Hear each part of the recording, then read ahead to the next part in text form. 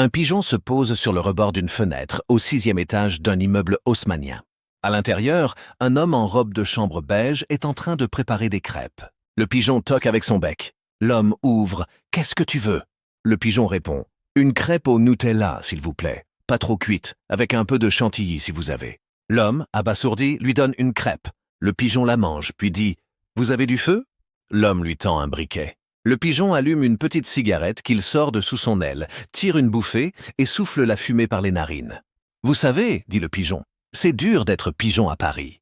Les gens vous jettent des croûtons rassis, les trottinettes vous foncent dessus et les chats sont devenus véganes, mais ils vous regardent quand même bizarrement. » L'homme compatit. Le pigeon poursuit. « Moi je me suis syndiqué.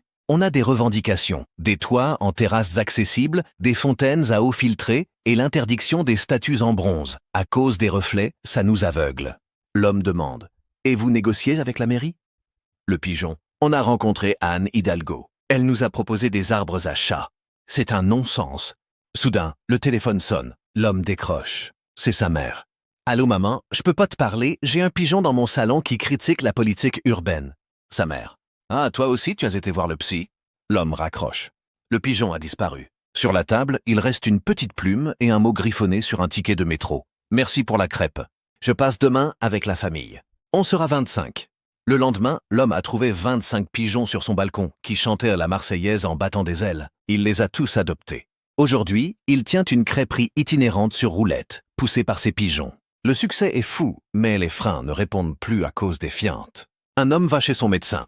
Le docteur, un type très sérieux avec une cravate à pois, lui dit « J'ai de mauvaises nouvelles et de très mauvaises nouvelles. » L'homme « Donnez-moi les mauvaises d'abord. » Le médecin « Vous avez 24 heures à vivre. » L'homme pâlit. « Et la très mauvaise ?»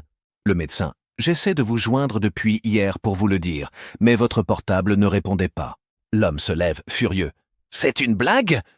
Le médecin « Non, c'est la fin de votre abonnement. » L'homme sort du cabinet, effondré. Il décide de profiter de ces dernières heures. Il va dans une boulangerie acheter une tarte aux fraises. La boulangère lui dit « C'est 18 €. » Il répond « Je n'ai que 24 heures à vivre. Vous pouvez me faire un prix ?» La boulangère « D'accord, 20 €. » Il paie. Il mange la tarte au milieu d'un rond-point, assis par terre. Un policier s'approche. « Vous n'avez pas le droit de stationner ici. » L'homme. « Je vais mourir dans 23 heures. Laissez-moi tranquille. » Le policier. « Dans ce cas, je vous verbalise pour encombrement du domaine public par personne en fin de vie non déclarée. C'est 35 €. » L'homme sort son portefeuille. Il ne lui reste que 5 €. Il pleure. Une vieille dame passe, lui donne un billet de 50. « Tenez, mon petit, j'ai gagné au loto hier, mais je suis déjà morte de l'intérieur depuis 40 ans. » L'homme la remercie, paie l'amende et va s'asseoir sur un banc. Il regarde sa montre. Il lui reste 22 heures, 17 minutes. Il sort son téléphone, appelle son ex-femme. Elle répond « Qu'est-ce que tu veux ?» Il dit « Je vais mourir. » Elle dit « Enfin, une bonne nouvelle. » Et elle raccroche. Il décide d'écrire un testament sur une serviette en papier. Il lègue sa collection de peluches à son chat, ses chaussettes trouées à son voisin qui passe l'aspirateur à 8 heures du matin le dimanche, et le reste à la fondation Rire Jaune. Puis le temps passe. 24 heures plus tard, il est toujours en vie. Il retourne chez le médecin. Le docteur lui dit « Ah, vous êtes là ? Je me suis trompé. C'était 24 ans. Désolé pour la confusion. » L'homme. « Et la très mauvaise ?» Le médecin. « Vous avez souscrit une assurance vie pour 24 heures seulement. Du coup, vos héritiers ne touchent rien. » L'homme sort du cabinet, marche jusqu'à la boulangerie, achète une deuxième tarte aux fraises et la mange en regardant le policier qui verbalise un pigeon. Le pigeon, c'était le même qu'à l'histoire précédente. Il lui fait un signe de l'aile. Un professeur de philosophie dans un lycée de province annonce à ses élèves « Aujourd'hui, nous allons étudier le concept de l'infini. » Les élèves soupirent. Le professeur, un homme chauve avec une barbe en broussailles, écrit au tableau « L'infini, c'est long, surtout vers la fin. » Un élève lève la main. « Monsieur, c'est une citation de Woody Allen ?»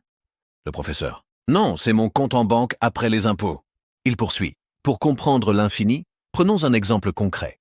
Vous avez une feuille de papier. Vous la coupez en deux, puis en deux encore, et ainsi de suite. Combien de fois pouvez-vous couper avant d'atteindre un atome ?» Un autre élève qui s'appelle Kevin et qui n'a pas dormi répond « 100 fois ?» Le professeur. « Non, Kevin, c'est votre QI. En réalité, c'est 42 coupes. C'est mathématique. Mais attention, si vous coupez une feuille 42 fois, vous obtenez une pile de papier qui va de la Terre à la Lune. Kevin, et si on la coupe 43 fois? Le professeur, on arrive chez mon ex-femme. Et là, c'est le trou noir. Toute la classe rit. Le professeur en profite pour sortir une pomme de sa sacoche. Ceci, dit-il, est une pomme. Mais est-ce une vraie pomme? Ou est-ce une représentation de la pomme? Platon dirait que c'est une copie imparfaite de l'idée de pomme. Moi, je dis que c'est une pomme achetée chez Leclerc, et elle a coûté 1,20 €. Il croque dedans. Un bruit étrange se fait entendre. La pomme est en polystyrène. Ah, dit le professeur, c'est donc une pomme conceptuelle. Ça vaut 300 € dans une galerie à Paris. Il la range. Soudain, la sonnerie retentit. Les élèves se lèvent. Le professeur crie « Attendez, nous n'avons pas fini l'infini ». Les élèves sortent quand même. Le professeur reste seul. Il écrit au tableau « L'infini, c'est le temps qui s'écoule entre la sonnerie et le moment où le dernier élève quitte la salle. » Il attend. 3 heures passent. Les surveillants le retrouvent assis par terre, entouré de feuilles coupées en petits morceaux, en train de pleurer sur une pomme en polystyrène. Depuis, il donne des cours à la maison de retraite. Les vieux l'adorent, surtout quand il explique que le temps est relatif. « Tu parles ?» dit un résident. « Moi, j'ai attendu ma soupe 45 minutes hier. C'est plus long que l'infini. » Le professeur hoche la tête et il sort une nouvelle pomme. En vrai, cette fois.